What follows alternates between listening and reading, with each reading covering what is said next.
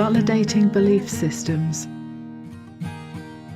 I've been listening to Dr. Joe Dispenza recently, and his description of what happens to people in his meetings sounds precisely like what I saw happen to others and experienced myself in charismatic churches. His explanation, however, is entirely different from the ones given in churches. I've also seen footage of similar events in some Muslim sects, like the shaking, bending backwards and being knocked to the ground by an invisible force.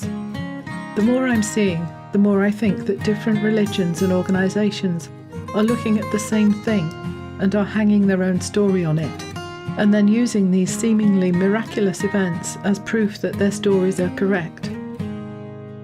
My experience in church was that leaders asserted their right to control people and interfere with their lives to an extreme degree, justifying their authority to dominate with Bible passages and using the seemingly miraculous as validation of their appointment by God.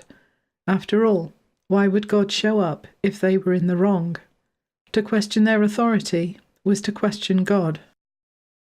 In retrospect, it's seriously embarrassing that I ever allowed such people to have that much control over me.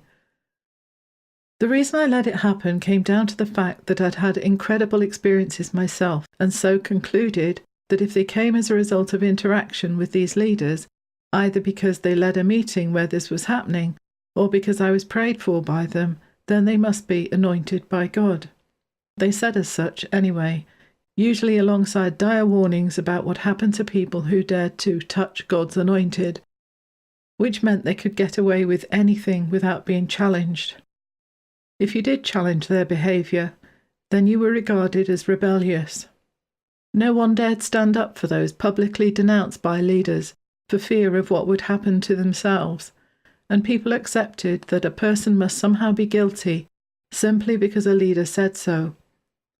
Slander against me was accepted at face value by a leader simply because there is no smoke without fire, and that I must be guilty for a leader to have made the accusations.